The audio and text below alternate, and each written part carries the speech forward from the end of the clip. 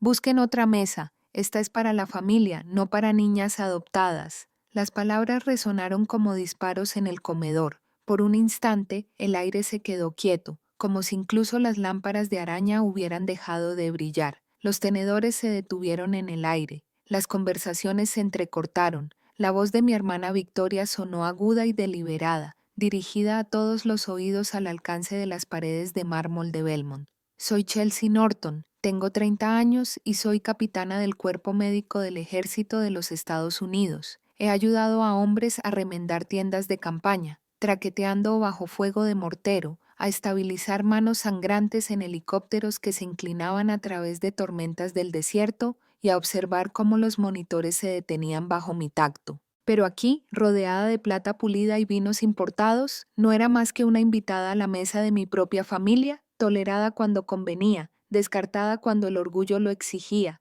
Victoria se recostó, con los ojos brillando triunfalmente. Su brazo se enlazó con el de su marido como si acabara de brindar. Mi madre, Patricia, rió con la risa frágil de quien nunca quiso desperdiciar rímel en compasión.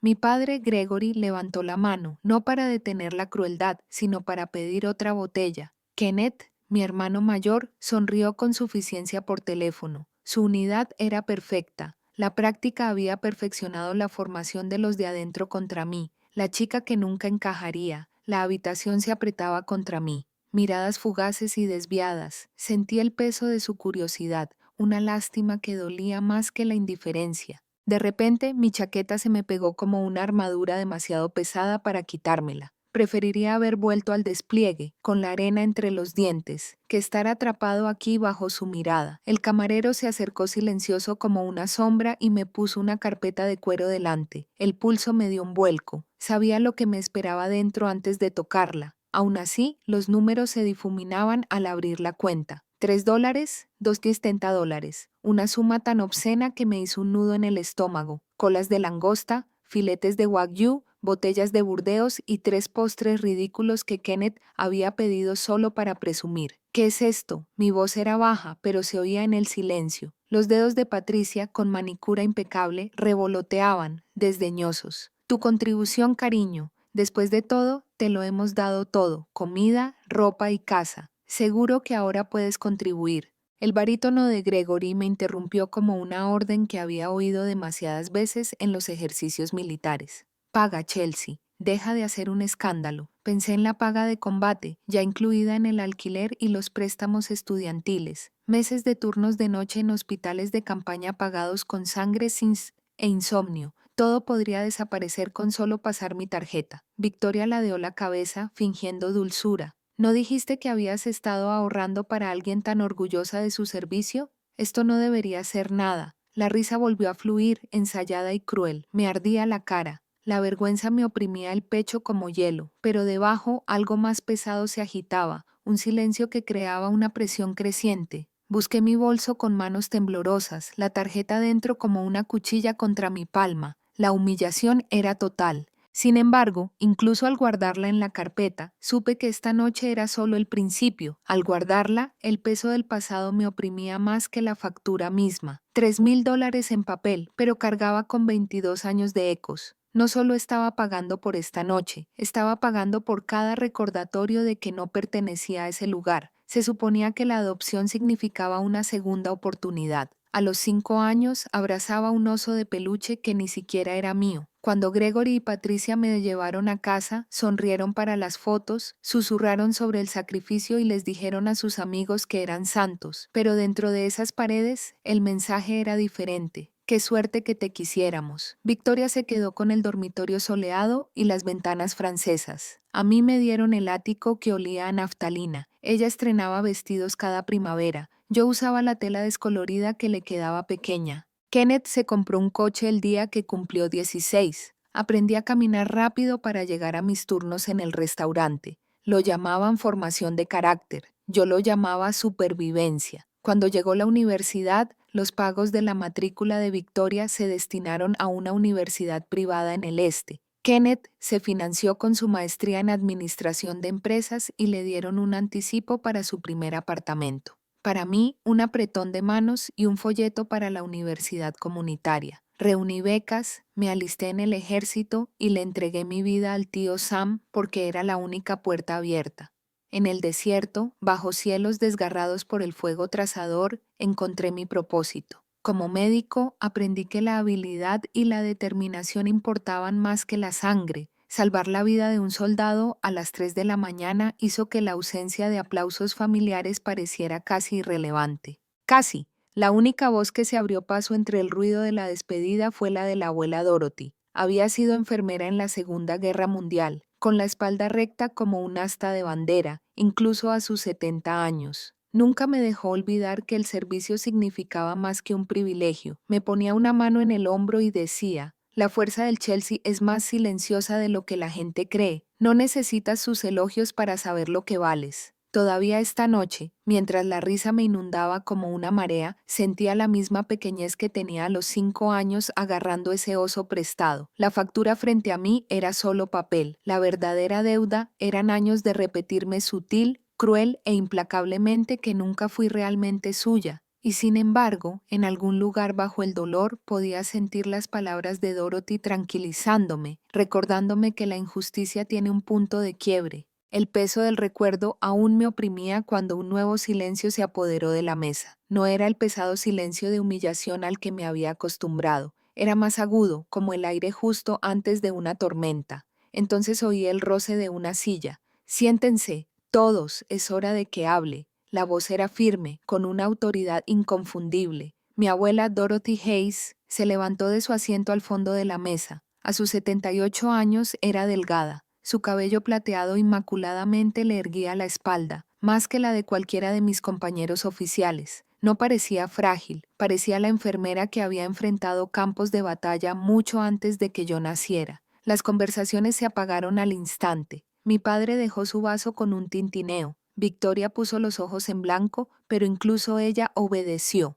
Por un instante, todos los rostros en la mesa se volvieron hacia Dorothy, y el restaurante pareció detenerse como si las lámparas de araña y las cortinas de terciopelo se inclinaran para escucharla. Su mirada pasó de un miembro de la familia a otro antes de posarse finalmente en mí. Sentí una opresión en el pecho. Conocía esa mirada. Era la que tenía cuando los soldados la presionaban demasiado bajo su cuidado, cuando la disciplina era misericordia. He observado a esta familia durante años. Dorothy empezó a decir con voz firme y firme como un tambor: «He visto cómo tratas a Chelsea. Esta noche te pasaste de la raya. Eso termina aquí». Patricia se removió incómoda. Gregory se aclaró la garganta como si las palabras pudieran diluir su autoridad. Pero la mano de Dorothy se deslizó en su bolso y sacó un sobre. Final oficial nítido. «He rediseñado mi testamento», anunció.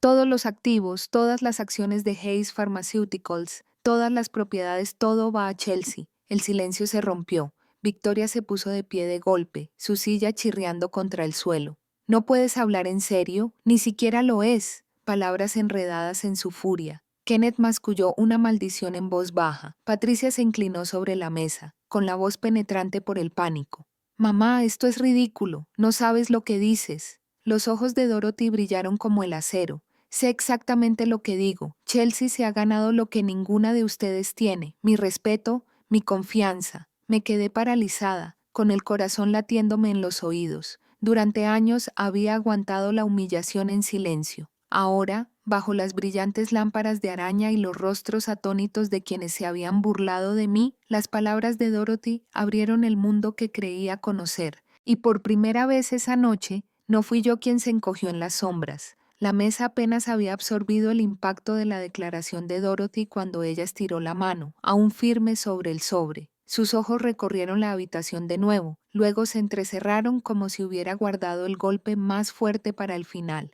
«Hay algo más que todos deberían saber», dijo. Su tono cambió, no solo firme, sino cortante como un bisturí antes de la incisión. Sentí que el aire se tensaba a mi alrededor. Victoria se quedó paralizada en medio de una protesta. Kenneth se recostó, entrecerrando los ojos. Las sonrisas artificiales de mis padres se desvanecieron. «Cuando adoptaron a Chelsea», continuó Dorothy, «no fue por puro sacrificio de su parte. Gregory, Patricia, les dieron $750,000. Las palabras resonaron en mi pecho. Por un instante, el tintineo de las copas, los murmullos de las mesas cercanas, todo se desvaneció.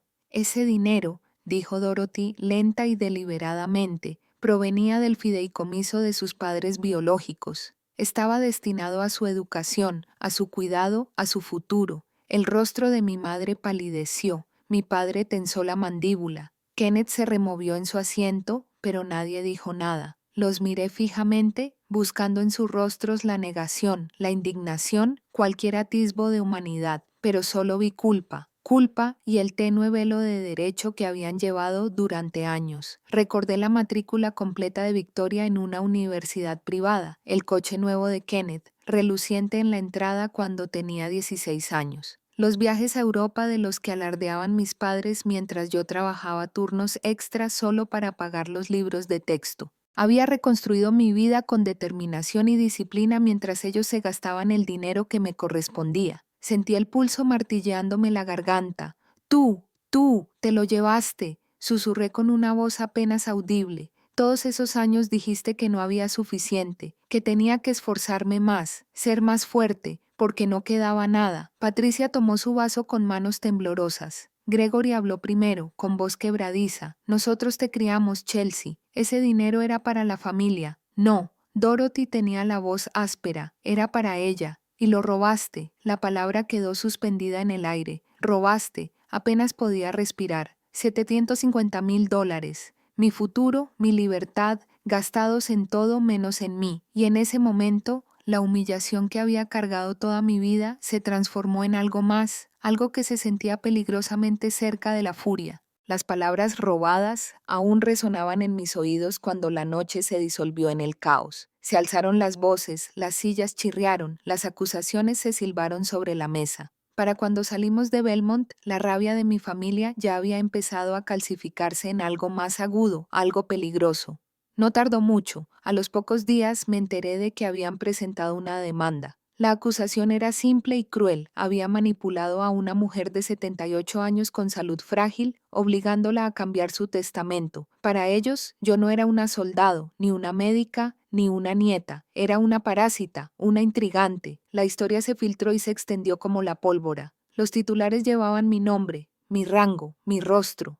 Algunos me pintaron como una heroína traicionada por su propia familia. Otros me incriminaron como una cazafortunas uniformada, que usaba su servicio para ganarse la compasión. En redes sociales, desconocidos diseccionaron mi vida con precisión de bisturí. La mitad aplaudió mi valentía. La otra mitad escupió veneno que casi podía sentir a través de la pantalla. Intenté ignorarlo, pero cada vez que cerraba los ojos, oía las risas en ese restaurante, veía la cuenta, sentía el dolor de la traición, y ahora el mundo estaba invitado a unirse. Entonces apareció Ryan, el teniente coronel Ryan Mitchell, mi oficial al mando en Afganistán, el hombre cuya voz me había guiado durante noches de bombardeo. Se presentó ante las cámaras con firmeza e inflexibilidad. Vi a la capitana Chelsea Norton salvar vidas en condiciones que destrozarían a la mayoría de los hombres, declaró a los periodistas. Sacó a marines heridos bajo fuego enemigo y los atendió con las manos desnudas cuando se acabaron los suministros. Si quieren conocer su carácter, pregúntenles a los hombres que aún respiran gracias a ella. No le preguntes a la familia que la explotó. Sus palabras resonaron en las ondas como artillería. Por primera vez me sentí menos sola, pero mi hermana no pudo contenerse. Victoria, siempre reluciente de perlas, y sus blusas a medida se desmoronaban ante la prensa. Un reportero preguntó por los $750,000. Se le cayó la máscara. Ese dinero era nuestro. Espetó, con los ojos brillantes. Nos lo ganamos criándola como una ingrata. Se detuvo demasiado tarde. Las cámaras ya habían captado cada sílaba. Esa noche, en mi apartamento, con la luz del televisor parpadeando en las paredes, la vi deshacer años de mentiras con un arrebato descuidado. El mundo había visto la verdad escaparse, y por primera vez sentí que la marea comenzaba a cambiar. El desliz de Victoria ante las cámaras debería haberlo acabado, pero mi familia insistió, arrastrándome al juzgado como si la humillación pudiera reciclarse hasta destruirme. El juzgado olía a madera vieja y papel, un lugar donde se esperaba que la verdad y la mentira se enfrentaran bajo luces fluorescentes. Me senté a la mesa de los demandantes, con las palmas húmedas contra el roble liso, y la chaqueta de mi uniforme me quedaba más ajustada que nunca en zonas de combate. La evidencia era lo primero. Extractos bancarios con transferencias de cifras deslumbrantes, alineados como soldados en filas ordenadas e implacables. $750,000 vaciados durante años. Cada retiro alimentaba el sueño de alguien mientras el mío se moría de hambre. La voz del abogado resonaba con cheques de matrícula de viajes europeos en autos de lujo. Cada partida era un cuchillo que abría más la distancia entre nosotros. Luego vinieron los testigos. El testimonio de Ryan tuvo peso, pero fue la voz tranquila de la mayor Ellen Harris, una médica militar que había servido a mi lado, la que más me impactó. Se mantuvo firme, con las manos firmes, mientras decía: la capitana Norton se pagó sus propios gastos. Cada centavo de sus primas de combate se destinó a préstamos para la supervivencia de la vivienda. No le pidió nada a su familia porque no le dieron nada. Sus palabras resonaron por la sala. Sentí un cambio, como si los años de silencio finalmente se resquebrajaran para dejar fluir la verdad. El abogado de mis padres intentó inventar otra historia, una enfermedad, una influencia indebida, una nieta que se aprovechaba de la debilidad de su abuela, pero la mirada del juez, penetrante e inquebrantable, no parecía impresionada. Y cuando Victoria estalló, gritando por toda la sala sobre cómo nunca fui familia de verdad, su furia inclinó la balanza. El mazo del juez golpeó con fuerza. «Basta, siéntese o lo acusaré de desacato». El silencio que siguió fue un temblor profundo. Finalmente, el fallo dictó sentencia. El testamento sigue en pie. La herencia pertenece a la capitana Chelsea Norton. Además, se exige la restitución, $750,000 malversados con intereses por un total de $2,3 millones. Pago con vencimiento en 90 días. Las palabras cayeron como fuego de artillería. Patricia se desplomó sobre Gregory, sollozando entre sus manos. Kenneth inclinó la cabeza hacia adelante, con la vergüenza pintada en el rostro. Victoria me miró con veneno, pero incluso su rabia parecía hueca. No aplaudí, no sonreí. Solo respiré lenta y pausadamente, como en el campo de batalla, porque esto también era supervivencia. Por primera vez, la justicia me había elegido. El eco del mazo aún resonaba en mis oídos cuando la sala se vació y el silencio invadió los pasillos. Se había hecho justicia, pero la victoria se sentía extrañamente pesada. No estaba caminando hacia la libertad, estaba caminando hacia algo más grande, algo que aún no entendía. Y esperándome en la quietud de su estudio estaba Dorothy. Estaba sentada junto a la ventana. La luz invernal caía suavemente sobre su cabello plateado. Por primera vez noté lo delgadas que se veían sus manos apoyadas en el brazo del sillón. Manos fuertes, antes lo suficientemente firmes como para coser a soldados en hospitales de campaña, ahora temblaban levemente con cada respiración. «Chelsea», dijo, con una voz más suave que la orden que había atronado en el tribunal, pero con la misma autoridad. «Hay algo que necesito decirte». Se me encogió el corazón. Su mirada, gentil y resuelta, me preparó para una verdad que no quería oír. «Tengo cáncer de páncreas», dijo simplemente.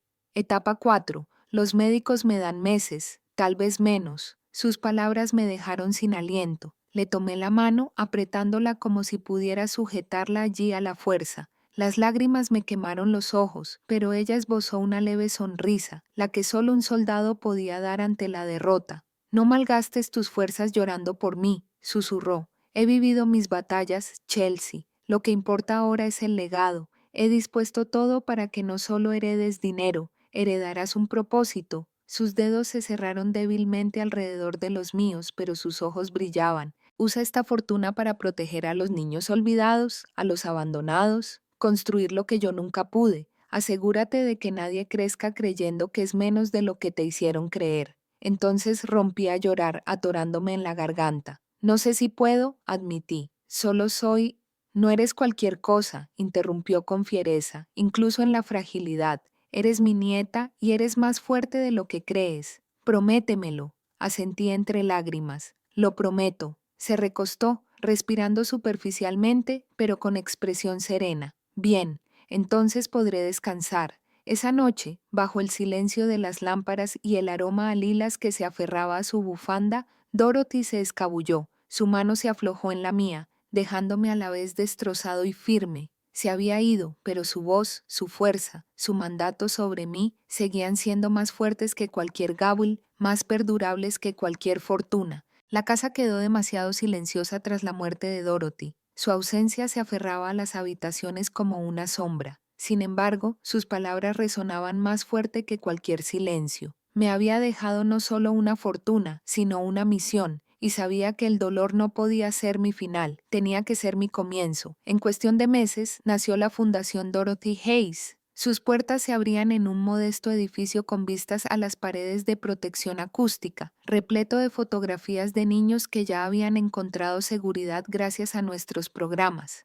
Ofrecíamos asistencia legal a niños de acogida explotados, terapia para adolescentes abandonados por quienes deberían haberlos amado y atención médica para quienes se habían quedado al margen. Construí otra ala para veteranos, hombres y mujeres, junto a quienes serví, heridos en cuerpo y alma. Fue como remendar una tela rasgada, hilo a hilo. El mundo observaba. Los periodistas que antes cuestionaban mis motivos ahora me llamaban capitán de la justicia. Escribieron sobre el soldado que convirtió la traición en propósito. El título me trascendía, pero quizá ese era el punto. Dorothy había visto lo que yo no podía, que sobrevivir nunca era suficiente. Había que convertir el dolor en algo útil, algo inquebrantable. Mientras tanto, los Norton se desmoronaban. Gregory fue sentenciado por malversación de los fondos de adopción. Su uniforme de prisión, un amargo contraste con los trajes a medida que alguna vez usó. Patricia, despojada de sus bienes, vivía en un apartamento estrecho, con el brillo de su vida impecable desaparecido hacía tiempo. Kenneth perdió su trabajo en el banco tras el escándalo y se movía por la ciudad como un fantasma.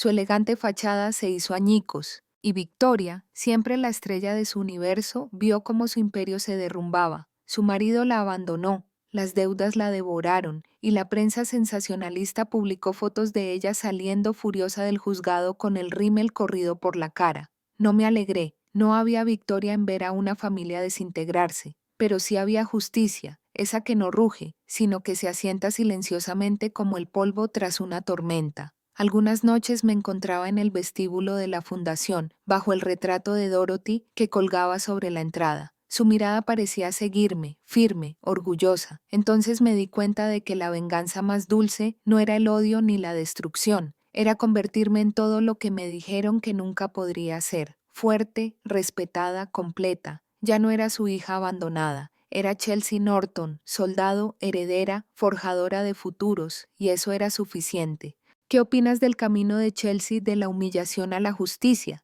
Nos encantaría leer tu opinión en los comentarios. ¿Desde dónde nos ves? Comparte tu ciudad o país abajo para que sepamos qué tan lejos ha llegado esta historia. No olvides suscribirte.